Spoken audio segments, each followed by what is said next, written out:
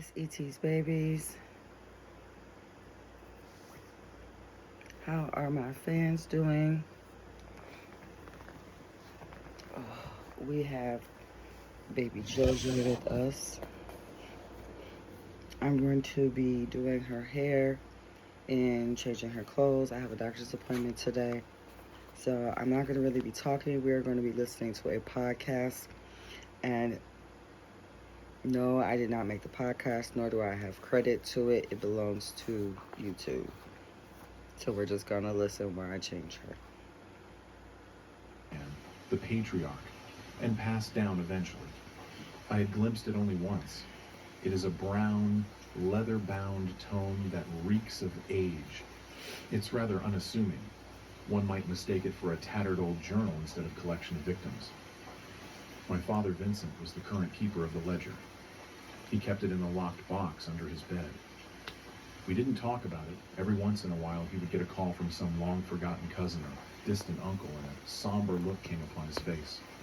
As their petty grievances droned on and on, sometimes he would just sharply cut them off, demanding a name. Then he trudged off to his room and locked it behind him. We didn't see him for the rest of the day. I only know of one time my father wrote a name in for himself. When I was a boy, my mother was killed by a drunk driver. She was jogging in the late afternoon, and a plastered trucker swayed too far to the left and pinned her to a tree. My mother lay splattered on the hood of the gnarled truck as the driver, a man named Arnold, limped away begging She's for in help. a custom white body, which makes her but evidently wear there was some mistake the police 9-month made. Something about the chain of clothes. custody being tainted, and the case was thrown out. Imagine that, murdering a woman and not even batting an eye after the fact. He never once looked ashamed of his actions. He looked more annoyed than anything, like my mother had just gotten in his merry way. My father was beside himself with grief, of course. I could hear him wailing long into the night as he hid himself away.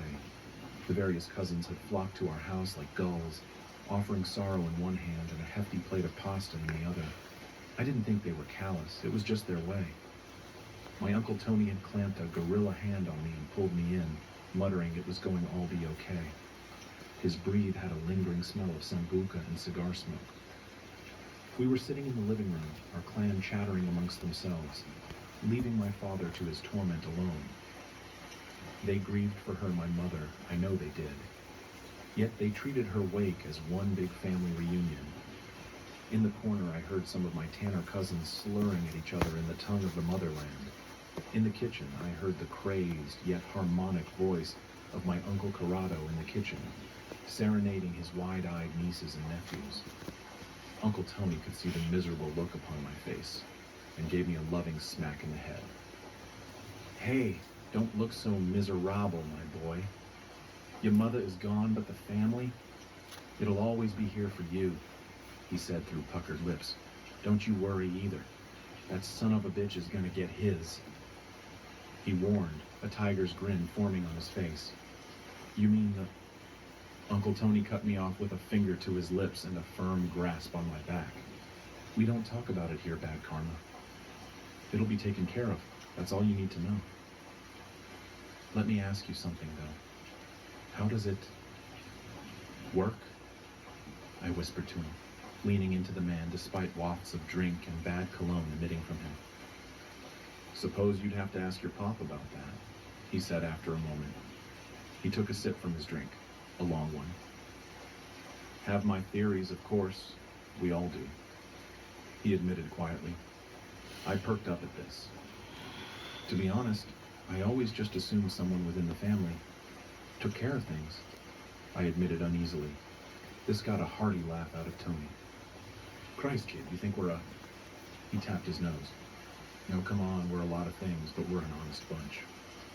We ain't connected like that," he stated plainly. "The thing with the book, I don't know how it works other than magic, kid. Gotta be. Keeper of the ledger has gotta be a warlock or something like that, using the old Italian black magic on people." Tony slurred. A crazy explanation, and one I would hear at least twice more that night. After I left Tony's charming embrace, I went around and casually asked about the ledger to others. Some laughed it off, others hushed up real quick. Few cousins even thought we were connected after all. Said the ledger was a hit list for those who owed certain people too much money. Others said the ledger was a myth, a family fable to make us feel better during hard times. That didn't account for the deadly results of the myth, of course, but they dismissed it as bad luck. In face, that's what some others said as well, that we were blessed and others purely unlucky. I heard it all. Sucks. Blood magic, a pact with a demon. Ask any member of my family and you would get tangled in a web of conspiracy. The only common answer was, your father would know better. That night I decided I would ask him about that solemn task. The rest of the evening was spent with the comfort of relatives and array of pasta and meat. The fridge looked like it had been fully staffed by an olive garden, and the aroma of herbs and garlic clung to the air in desperation. Soon enough I was alone in the house, save my father who was still holed up in his room. It was a deadly sort of quiet in that house, the kind where you can't bear to be alone with your thoughts. I tiptoed up the winding stairs towards my father's room. Stopping at the top, I called out to him. The silence slapped me in the face. My father's door was shut tight, yet I could see light creeping out from the bottom.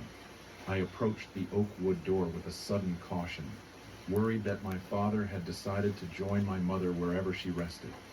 I crept towards the door like an unwanted intruder, and to my surprise, it creaked open ever so slightly.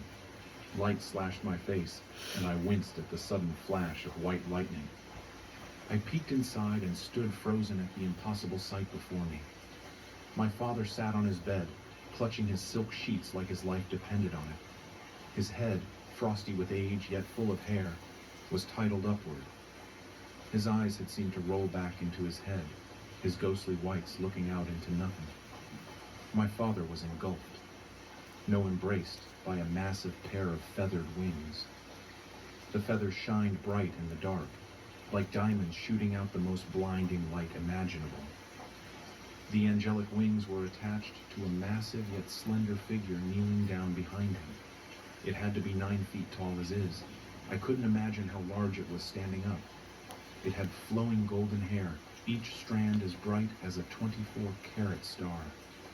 It dangled its arms over my father's shoulders, like it was straddling an old friend. The arms had these circular growths on them, oval-shaped yet glassy.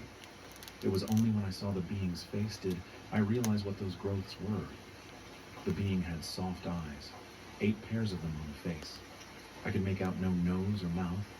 The being simply had eyes all over. They were white with golden iris placed perfectly in the center, like it had been sculpted by a master craftsman. The longer I looked at this being, the less frightened I became. My fear slowly melted away and was replaced by a soothing voice in my head. It simply told me, "Be not afraid." It was an androgynous voice, yet I swore I could hear the silky tones of my mother's voice in it. I clasped my mouth as tears started to form, yet I knew not why. The eyes on the celestial's arms began to awake, and I felt their curious views on me. The being tilted its head towards me, studying me. That uneasy feeling began to return, like I had seen something I shouldn't have. "Go now, child," the voice commanded softly. "It is not your time yet." The voice was sympathetic, yet oddly harsh. My father stirred slightly, and the being turned its attention back to him, soothing his strained mind. I backed away from the door, my eyes aching from the glow. I rubbed them and stumbled into my own room, ignorant of the thing I had witnessed. I collapsed onto my bed, and the slumbering world stole me into itself. I awoke late into the next day to the sound of my scaffolding directly onto the man's head. It had killed him instantly. There were no pictures of the body, simply a cordoned off-street corner and a photo of a cop carrying away the bloody sign. It was a thick neon picture of a beer bottle, the bottom heavy with blood. My father looked pleased in spite of himself. I noticed some wrinkles around his eyes, like he had aged 5 years in one night. I asked him if he was tired, brushing past the news. He smiled sadly and said he was. "Using the ledger for yourself takes more out of you than it normally does, but it was worth it," he explained. Dad, I looked into your room last night and I saw... I began eagerly, but taking one look into my father's eyes was all I needed to clamp shut. Don't worry about that just yet, Leo. I heard you were asking everyone at the wake last night. He spoke softly. I'll tell you all you need to know for now. The ledger was a gift to our family generations ago. It was meant to protect us and avenge us when it failed. Of course, you've heard some of the things your cousins have asked for. That man at Cousin Sarah's job who got the promotion over her, for example. He scoffed, then winced at the memory. The keeper cannot refuse a request, you see, no matter how abusive the use of its power can be. It takes a part of you every time, Leo. My father died young, as his before, and I'm sure I will as well. There we shall be judged, and I just hope they will look upon us with mercy. He grasped my hands. Do you understand what I'm telling you here? I nodded my head, and to be honest, even now I don't fully grasp it. He accepted my lie, and we went about our days like nothing had happened. This was 6 years ago now, and today is the day I buried my father. It was an aneurysm, or so I'm told. It came for him while he was sleeping. Probably didn't even feel it. We should all be so lucky, my Uncle Tony had said as he gorged himself on wine and pasta. A man pulled me aside during the funeral and explained my father had left me a locked box and a small sum of money as part of his will. He had the box in hand, and I didn't even have to open it. I tucked it away in my coat jacket and thanked the man, who disappeared into the crowd. I felt ill after that and started to leave. An arm caught me as I was out the door.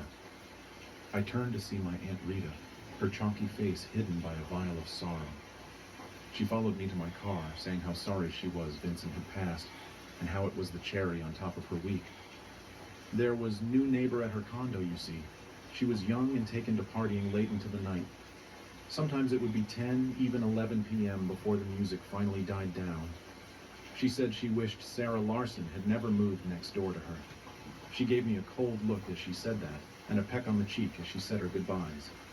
I just stood next to my car, a sinking fear in my chest I hadn't felt in 6 years. So now I sit in my room, ledger in hand. I stare at the thousands of names etched into this tome. The paper has become cracked and wrinkly.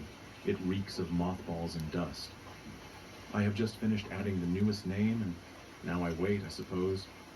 I await the coming of the being, this guardian that has watched our family squander its power over petty grievances. My father was right in the end. I can only hope we aren't judged too harshly. Until very recently, I was a project manager for the Department of External Intelligence, a government organization tasked with probing the boundaries of human consciousness and unraveling mysteries beyond the paranormal. The things I have witnessed far exceed our expectations of the universe and shouldn't remain hidden, even if the truth is horrific. If you are reading this, I am so sorry for what is to come. When I was younger, my parents pushed me hard for good grades. Giving me the life they never had seemed to be their only duty, even if it meant that my childhood suffered. And I gave them what they wanted: the best marks in school, the hope of a successful career, and lots of money. Unfortunately, nobody, not even my cruel father, could have predicted that I would end up working for a secret branch of the government, one whose sole duty is uncovering facts that the mortal mind can barely comprehend. I started as a data analyst, but the executives soon realized that my skills could be better used elsewhere. It took just a few tests for me to be introduced to the psychical experiment sector, aimed at identifying uses for psychic phenomena. I was deemed to have special abilities and was told I could tap into a realm that few humans could. For a while, I was an agent for remote viewing. Essentially, my mind was used to spy on foreign nations. With some meditative steps, I was able to visualize complex environments and assist our army in pinpointing the locations of enemy bases. Was this ethical? I don't know, but it provided me with a sense of accomplishment, so I continued to do it. The more important I became in my job, the more I had to hide from my family and friends. My parents died thinking I was a pencil pusher for the government, and the few relationships I've had have remained short due to my secret life. The longer I've stayed with the department, the more information I have been given. But it was only once I became appointed as a project manager that I learned details that, if leaked, would change the world forever. I'm sure you have noticed the increased sightings of UFOs, or UAPs, in recent years. Their frequency has been at the center of my new position in the department. You see, these aren't vehicles piloted by little green men, they are beings themselves. Classified internally as seraphs, these entities have been visiting us for centuries. The Bible called them angels. The Quran named them Malaika. But they are the same things that have been seen in the sky of every continent on Earth. I was told that they didn't know where they came from, or why they had visited us. Sadly, for them, I have a unique intuition, and knew that was a lie. I had spent many hours in the office after of external intelligence has been communicating with the seraphs and has a machine built for this sole purpose. Last week, I used the device. It was a day like any other, at least that was the role I played. Okay, everyone, I'm done getting her dressed. She'll be going with me to my therapist appointment today. I'll be rerouting her. Well, rooting the spots on her head where the machine missed, so she can wear different hairstyles, because right now she's stuck in pigtails, mohawks, and ponytails, and a ponytail to the back. So when I root her, I will show me rooting her and show the hair that I'm going to use to match this hair, because I really like this hair. So that's all, folks. This is ET's Babies. I am signing out. Thank you for stopping by and watching my video. Don't forget to like and subscribe to my channel. And remember to stay safe and stay blessed.